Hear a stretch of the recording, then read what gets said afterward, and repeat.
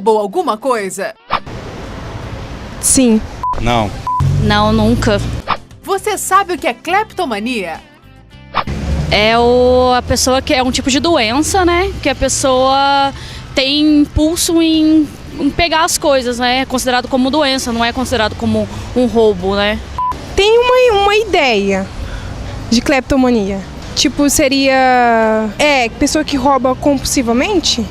Turma que pega as coisas só por pegar, assim. Mas rola, é tipo prazer. E aí, galera do Quebra Tabu, quero agradecer vocês pela participação. A gente do Rio Grande do Sul, do Norte, do Iapoque Chuí, a gente está ajudando você a quebrar os seus tabus. E hoje a gente vai conversar sobre cleptomania e a gente recebe a psicóloga Fernanda Guimarães. Seja bem-vinda.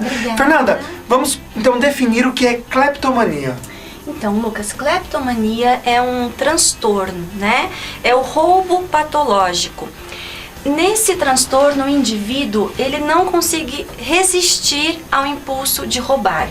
É mais forte do que ele, né? O autocontrole dele não consegue dar conta desse impulso e ele furta os objetos. Geralmente são objetos desnecessários para o uso dele. O cleptomaníaco, ele é um ladrão? Não é um ladrão. Por quê? Qual que é a diferença? Isso. Por quê? Porque a cleptomania, ela é um transtorno, né? O ladrão, ele rouba pelo simples prazer de roubar, né? Então ele visa a utilidade do objeto ou o valor monetário. Geralmente os roubos são planejados, né? A cleptomania não. O cleptomaníaco, ele não tem controle sobre o impulso de furtar. Não é planejado e é uma ação que gera um imenso prazer na hora imediata do ato, mas depois uma angústia tremenda, uma vergonha muito grande, uma tristeza muito grande também. Tem aquela brincadeira, né, que rico tem problema com cleptomania e pobre é ladrão. Então seria por isso mesmo, porque o pobre teria necessidade de roubar e já uma pessoa que é rica, por isso que é daí que vem essa frase, dessa brincadeira? Pode ser daí sim, mas isso não é completamente verdade, né? Não tem a ver com classe social necessariamente. Tá, a gente tem uma pergunta no blog da redação, diz aí, Tamires. A Jo, de Ubatuba, ela disse que tem uma vizinha que tem costume de roubar roupa nas lojas. Ela já tem muita roupa, tem dinheiro e ela ainda quase foi presa. Qual que é o problema dela? Será que ela é cleptomaníaca? Pois é, Jo, como a gente tem falado aqui hoje, né, cleptomania, essa tua vizinha, difícil saber só pelo que você está me passando o que ela tem, né? A gente não pode cometer o erro de julgar e condenar essa moça a um diagnóstico sem ter algum contato com ela. Ela pode sim ser cleptomaníaca, como ela pode roubar por algum outro motivo. Então, somente descrevendo isso, não tem como a gente saber, né? A cleptomania é uma doença muito séria e ela não pode ser diagnosticada assim tão precocemente, tão facilmente. Como que uma pessoa ela pode descobrir que tem tendências, ou a gente pode enxergar tendências de cleptomania na pessoa? Olha, Lucas, por exemplo, os familiares, né? Como é que eles podem enxergar essas tendências ou a própria pessoa? Ficar atento ao aparecimento de objetos diferentes em casa, né? Objetos que às vezes um familiar nunca tinha visto ali, ou até mesmo a tendência do sujeito de presentear sem datas especiais, né? Sem razões aparentes. E toda vez que o cleptomaníaco ele furta sob uma angústia muito grande, uma ansiedade muito grande, né? Então, como é que o sujeito pode perceber que tem essa tendência? Pensando nessa angústia, pensando, né, se, por exemplo, ele está aqui muito angustiado e pensa em pegar um objeto para preencher o vazio que gera essa angústia. O que causa a cleptomania? Existe alguma coisa, consequências do que viveu? Não sei. Tem alguma coisa que causa isso? Então, tem os estudos, assim, eles sugerem algumas causas, né? Não tem nada muito certo, tá? É um transtorno complicado, né? Então, o que a gente poderia pensar? Uma pessoa que teve uma perda muito significativa, isso deixou um vazio grande, e esse furto, né, esse objeto furtado, ele vai preencher um vazio. pessoas que estão sob estresse muito fortes, né? Mas o mais provável é que comece lá na infância, quando a criança, por algum motivo, ela perde ou ela pensa que perde a atenção, o carinho, o afeto do cuidador. Podem ser os pais, né? Podem ser os avós.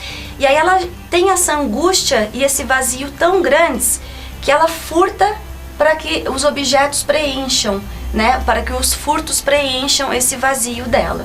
Legal, Fernanda, tem mais uma pergunta lá com a Tamires, vamos ver? A pergunta é do Marcelo de Recife. Ele tá falando que ele tem um amigo. Em toda festa que ele vai, ele pega alguma coisa, rouba, né? Ele é considerado ladrão ou é doente? Bom, Marcelo, a tua pergunta cai no mesmo caso da pergunta da Jo, né? A gente pode pensar algumas possibilidades. Ele pode sim ser cleptomaníaco, ele pode roubar por algum outro motivo, né? Então, de novo, a minha resposta é muito pouco dado para que a gente tenha um diagnóstico de cleptomania. Porque como é que é feito esse diagnóstico, né? Você tem que ver o momento do furto. Se naquele momento o sujeito ali, ele estava sob uma ansiedade muito grande, e aí ele tem alguns minutos ou às vezes somente segundos de prazer e depois uma angústia maior ainda pela culpa e vergonha de ter furtado. Aí ele pode ser classificado, diagnosticado como cleptomaníaco, tá? Então, nesse caso, uma pessoa que vai em festas e rouba, pelo que você está me dizendo, Marcelo, eu não tenho como saber se ela vende os objetos que ela furta ali, se ela guarda, se ela descarta, né? Então, a gente pode pensar que pode ser um cleptomaníaco ou pode ser uma pessoa que simplesmente rouba. Geralmente, o cleptomaníaco, quando rouba alguma coisa, ele guarda para si ou se desfaz aquilo? Então, nem sempre ele guarda, nem sempre ele utiliza, né? Muitas vezes ele dá de presente para alguém, muitas vezes ele simplesmente descarta. O que ele não faz é revender. Tá? Então, se a pessoa rouba, né, furta um objeto e revende, então não é caso de cleptomania. Tá. E como ajudar uma pessoa que tem cleptomania? E também, como de repente, se eu percebo isso em mim, devo buscar ajuda? Sim, a ajuda é extremamente importante, tá, Lucas? Então, o que essa pessoa deve fazer, né? O maior problema do cleptomaníaco é a vergonha. Então, muitas vezes, ele não procura o tratamento, ele não procura ajuda por vergonha, né, desses furtos que ele comete. Então, a primeira ação seria procurar a psicoterapia, né? Às vezes, a pessoa tem muita vergonha de se abrir com um familiar, com um amigo, e o psicólogo é um profissional, né, altamente qualificado ali para não julgar o paciente, esse sujeito. Essa seria a primeira ação, né? E na maioria dos casos é associado o uso de medicamentos para baixar a ansiedade e também a depressão, né? Porque depois do furto, como eu já disse aqui, vem uma tristeza muito grande e muitas vezes o cleptomaníaco é um depressivo. Muito obrigado, Fernanda, pela sua participação. Muito obrigado você também pelas suas perguntas. E se quiser participar de maneira mais ativa, é só escrever para o contato @quebratabu.com.br. Faz assim comigo, Fernanda, olha para lá e põe um L assim, ó. Trazendo liberdade sem fronteiras para você.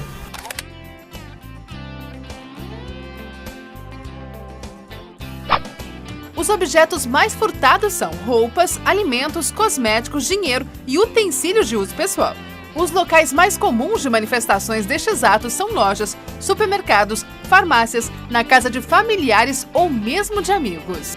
Nas grandes redes de supermercado de São Paulo, para cada produto roubado por um cliente, 10 são roubados por próprios funcionários, que conhecem brechas do sistema de segurança. Cerca de 67% dos furtos são praticados por mulheres, algumas senhoras insuspeitas. Porém, os homens procuram produtos de maior valor.